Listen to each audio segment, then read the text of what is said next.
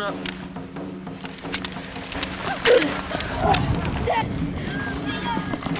For centuries, the Choctaw Indians of Mississippi have celebrated their culture in games and dances.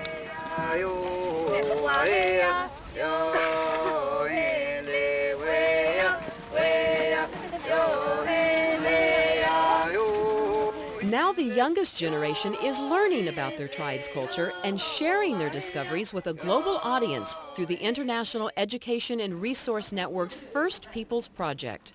Indigenous people from 5 continents participate in this cultural exchange.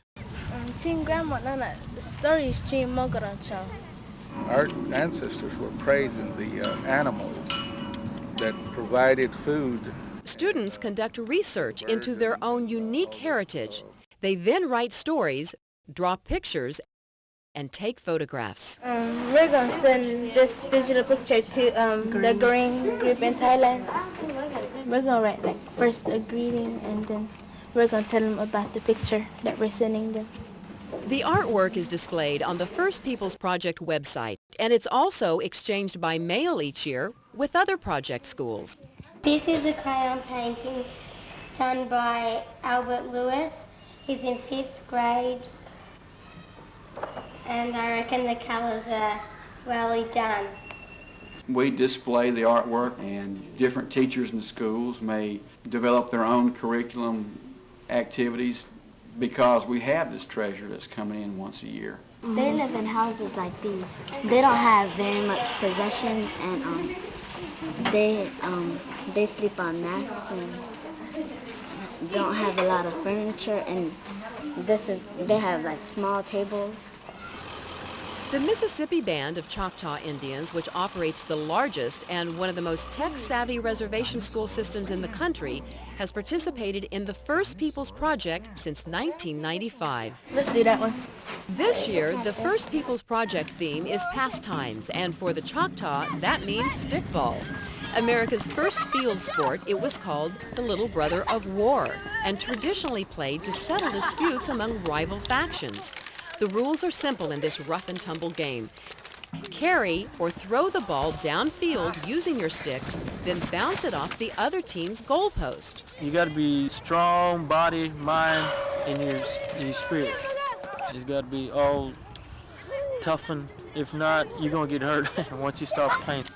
In addition to the art exchange, the First Peoples Project has a humanitarian aid component, an effort that began several years ago when Choctaw students were watching a videotape that showed the stark conditions of a project school in Thailand.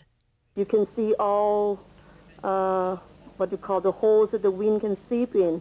It is very cold in the night, and the teacher said one of the things that they need a lot is blankets to help keep the cold away. Some students that were watching the film at the time says, "Oh, we got plenty of blankets. Can we just send them some blankets?" And at the same time, the kids in Zuni, New Mexico were seeing the film, and they just happened to say basically the same thing. Well, we make blankets, we have blankets, can we send them some blankets?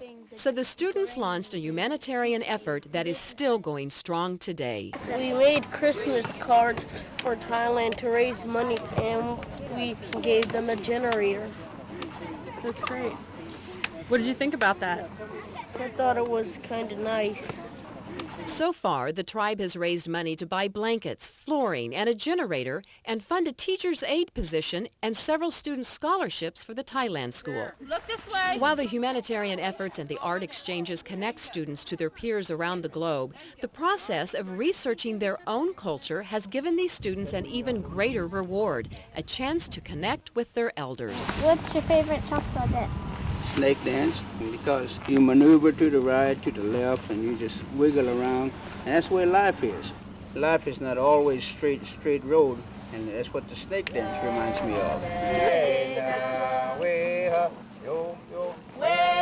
The importance of this project has been, it progs us to research and get the kids working in areas that are significant here at home, communicating more with their elders. Why did you start chanting?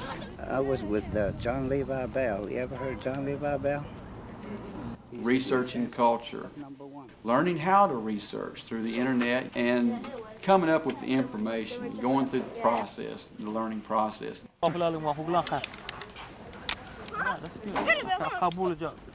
don't want, kids to forget about traditional dancing or, traditional cooking or speaking their own language. And maybe I can influence or, somebody else can influence these kids that we need to keep our tradition and our culture alive.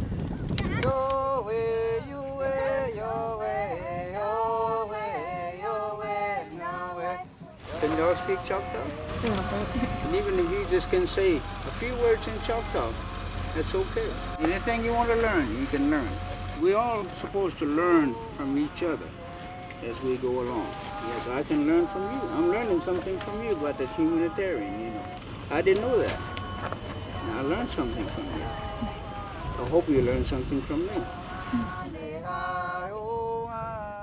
For more information on what works in public education, go to edutopia.org.